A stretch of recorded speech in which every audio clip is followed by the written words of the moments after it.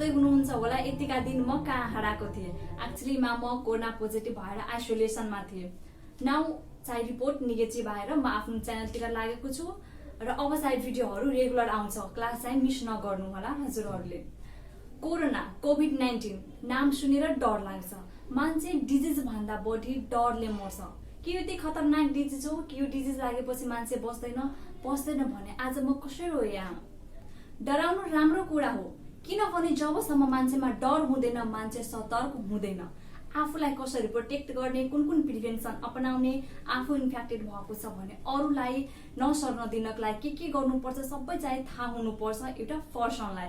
Plus corona virus के हो, यसका मुख्य लक्षणहरू के हुन्छ, यो कसरी चाहिँ एक व्यक्तिबाट अर्को व्यक्तिमा सर्छ र सर्न नदिनको लागि के गर्नुपर्छ, कुन प्रिभेन्सन अपनाउनु पर्छ, कुन डाइट मेन्टेन गर्नुपर्छ, एक्सर्साइज गर्नुपर्छ, सबै कुराको बारेमा थाहा हुनुपर्छ। सो आज म कोभिड-19 कोरोना भाइरस टपिक लिएर आएको छु र हजुरहरूलाई स्वागत गर्दैछु टपिक कोभिड-19 मा। साथीहरु, कोरोना भाइरस यो फर्स्ट वुहान चाइनाको वुहान सिटीबाट ओरिजिनेट भएको हो 2019 डिसेम्बरमा। यो भाइरस पहिला पनि थियो, बट पहिला के थियो, एनिमल्सहरुमा मात्र सीमित थियो, पिपल्समा आएको थिएन।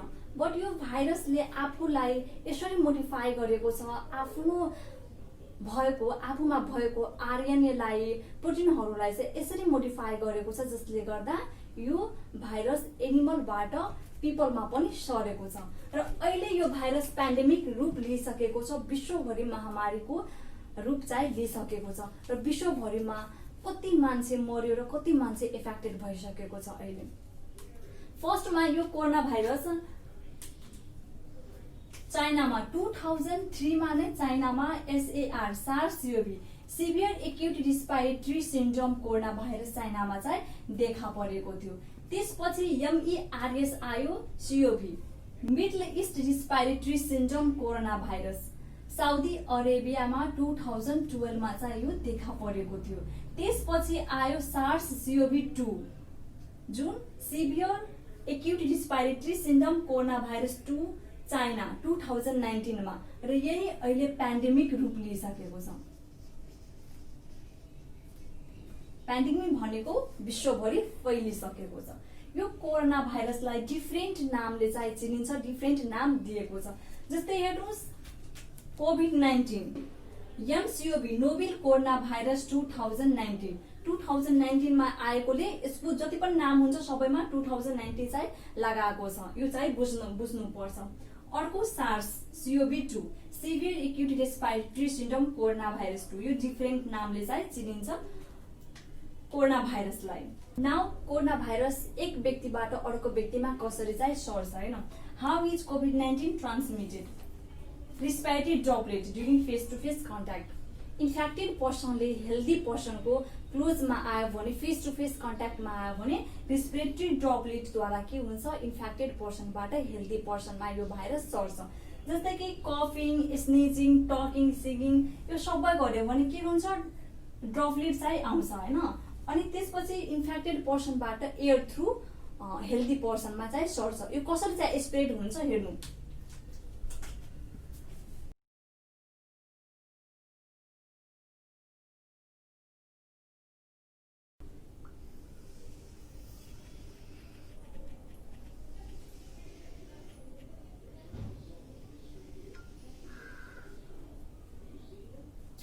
यो हाम्रो बडीको सेल भयो, ह्युमन सेल। एन्ड यो कोरोना भाइरस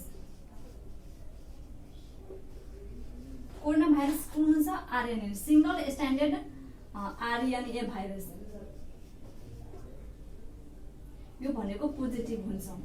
कोरोना भाइरस यो पोजिटिभ हो, positive single standard RNA virus.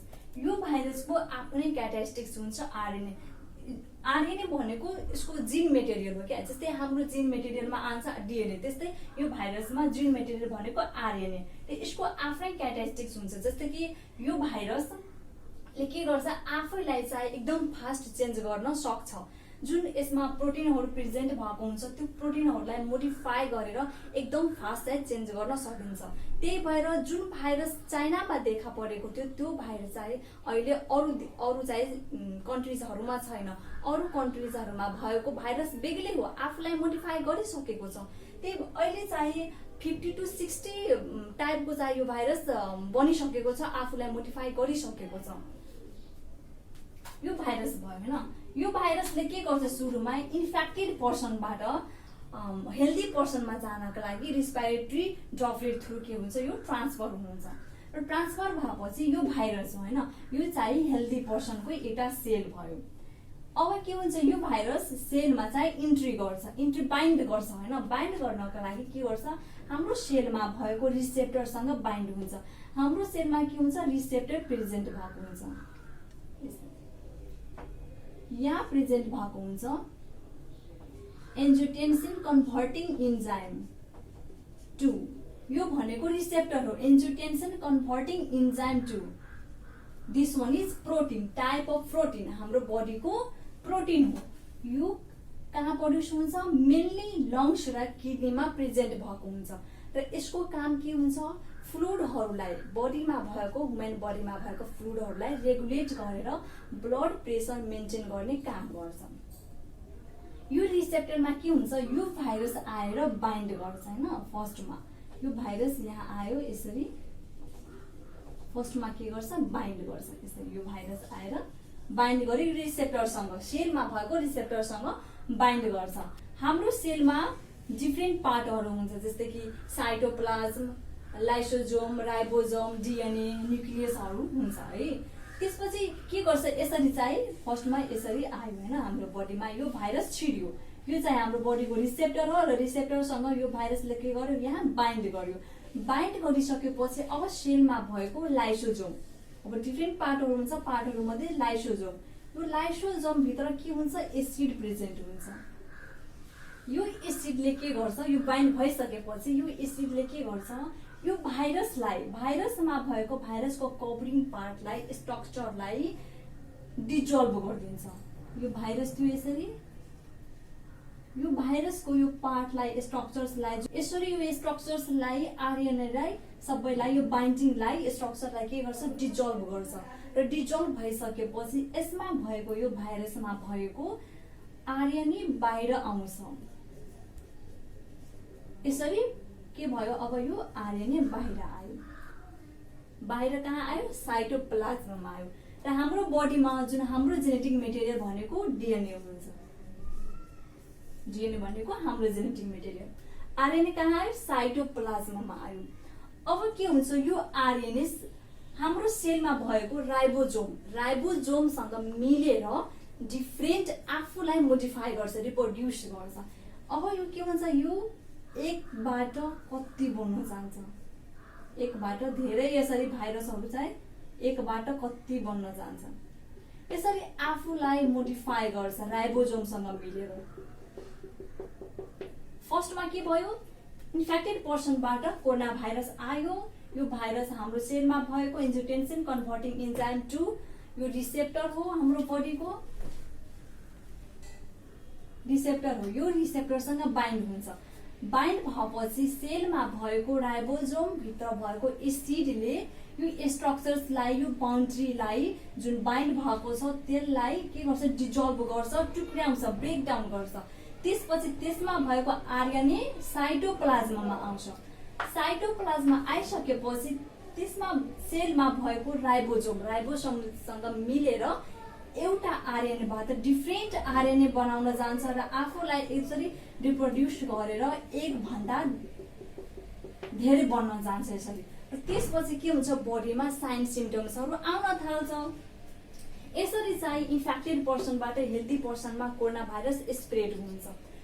अब हेर्नुस्, यो भाइरस लागिसकेपछि कस्तो किसिमको चाहिँ साइन सिम्पटम्सहरू देखा पर्दछ। साइन सिम्पटम्स भन्दा अगाडि हामी रिस्क फ्याक्टर हेरौँ। यो कोरोना भाइरस कोभिड-19 कुन एज ग्रुपको पिपललाई चाहिँ मोस्टली लाग्ने गर्दछ। हुन त यो भाइरस जुनसुकै एज को पर्सनलाई चाहिँ लाग्छ होइन, जुनसुकै एज ग्रुपको पर्सनलाई लाग्ने गर्दछ। बट मोस्टली भनेको old people and underline medical conditions, यो पर्सनलाई चाहिँ मोस्टली एट्र्याक्ट गर्छ र मोस्टली हुने भनेको यही पर्सन्सहरूलाई मोस्टली हुन्छ र सिभियर कन्डिसनमा जाने भनेको यही पर्सन्सहरू हो।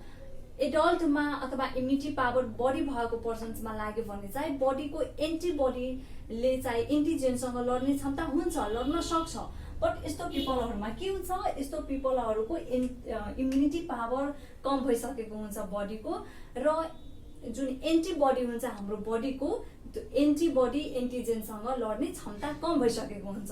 त्यही भएर के हुन्छ, छिटै एट्र्याक्ट गर्छ यो पर्सन्सहरूमा। त्यही भएर भन्छ कोभिड-19 नलाग्न दिनको लागि, यो बाट इन्फेक्टेड नहुन दिनको लागि आफूलाई के गर्नुपर्छ, आफ्नो इम्युनिटी दह्रो बनाउनुपर्छ, स्ट्रङ बनाउनुपर्छ। त्यही भएर कुनै पनि डिजिजसँग लड्नको लागि इम्युनिटी पावर हाई हुनुपर्छ। कुनै आयो भने हाम्रै बडीको एन्टिबडीले त्यो एन्टिजेनसँग लड्न क्षमता हुनुपर्छ, जसले गर्दा हामी बाँच्न सक्छौँ। अब नाउ साइन सिम्पटम्स हेरौँ। यो चाहिँ हाम्रो रिस्क फ्याक्टर। साइन सिम्पटम्समा के हुन्छ, जुन दिनदेखि एफेक्टेड भएको हुन्छ र साइन सिम्पटम्स आउने पिरियड बिट्विन इन्फेक्टेड भएको दिनदेखि लिएर सिम्पटम्स आउनेसम्मको जुन पिरियड हुन्छ त्यसलाई इन्क्युबेसन पिरियड भन्छ। र कोरोना भाइरसको इन्क्युबेसन पिरियड हुन्छ 2 to 14 डेज र यसलाई 5 to 6 डेज पनि लिन सकिन्छ। बट 14 डेजसम्ममा पनि के हुन्छ, सिम्पटम्स देखा पर्न सकिन्छ। त्यही भएर इन्क्युबेसन पिरियडमा 2 to 14 डेज चाहिँ लिएको छ। अब सिम्पटम्सहरू कस्तो किसिमको आउँछ। The first symptoms is fever.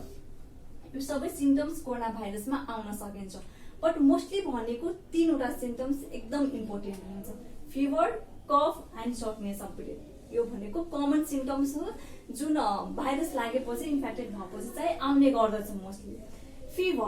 Fever भनेको सिम्पटम्स हो, it is not a disease, यो सिम्पटम्स हो।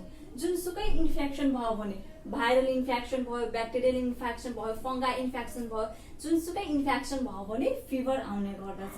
हाम्रो बडीमा केही भएको छैन, बट फिभर आयो भने बुझ्नुपर्छ हामीलाई इन्फेक्सन भएको छ भने, किनभने fever is a not a disease, यो सिम्पटम्स हो। केही भएपछि मात्र यो सिम्पटम्सको रूपमा हाम्रो बडीमा चाहिँ आउने गर्दछ। 70 to 90% मा यो फिभर देखा परेको छ कोरोना भाइरस लागिसकेपछि। The first symptoms.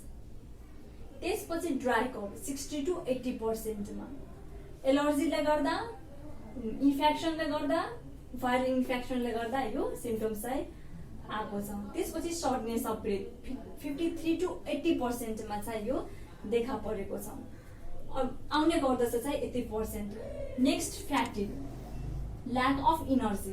बडीमा फिभर छ, भाइरस लागेपछि फिभर आएको छ, ड्राई कफ छ, सास लिन गाह्रो भइरहेको छ, अक्सिजन पुगेको छैन बडीमा भने के हुन्छ, फ्याटिग हुन जान्छ, ल्याक अफ इनर्जी। नेक्स्ट म्यालेजिया। म्यालेजिया भनेको मसल्स पेन हुनु, मसल ग्रुपहरूमा के हुनु, पेन हुनु। यो सबै ल्याक अफ इनर्जीले गर्दा, इन्फेक्सन, मेडिकल कन्डिसन्सले गर्दा भइरहेको छ।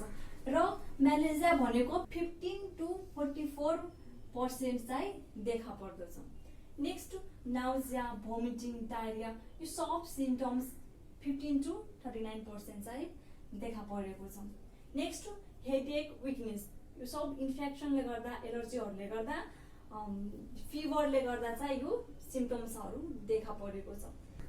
नेक्स्ट राइनोरिया भनेको डिस्चार्ज फ्रम द नेजल। यो राइनोरिया एलर्जीले गर्दा, इन्फेक्सनले गर्दा चाहिँ भइरहेको हुन्छ र यो 7% हुन्छ। नेक्स्ट एनोजिमिया।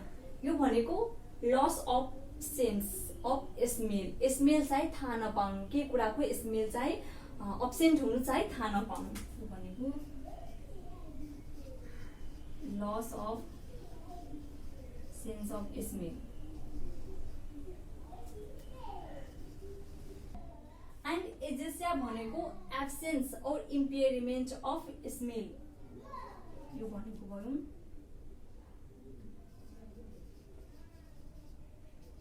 एब्सेन्स और इम्पेयरमेन्ट अफ।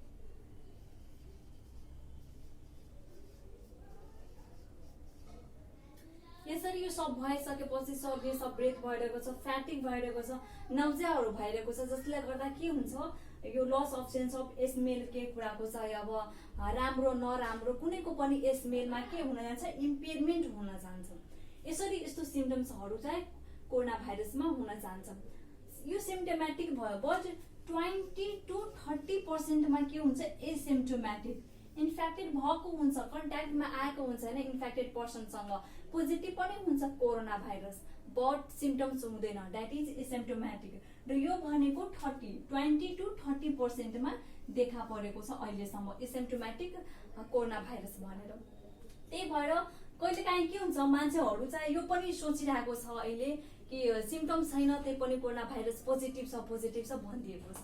द्याट इज नट, किनभने यो 20 to 30%मा एसिम्टोमेटिक देखेको छ। त्यही भएर चाहिँ आफू कन्ट्याक्टमा आएको छ भने त्यो कन्ट्याक्ट हिस्ट्री चाहिँ मेन इम्पोर्टेन्ट हुन जान्छ यहाँ। पोजिटिभ नेगेटिभ त्यसमा त्योभन्दा पनि बढी के हुन्छ कन्ट्याक्ट हिस्ट्रीमा चाहिँ डिपेन्ड पर्छ। आजको लागि यति, साइन सिम्टमसम्म, रिमेनिङ पार्ट नेक्स्ट भिडियोमा। र मैले आफू आइसोलेसनमा गरेको कसरी बसेँ के गरेँ सबै हजुरहरूसँग सेयर गर्नेछु। Thank you so much.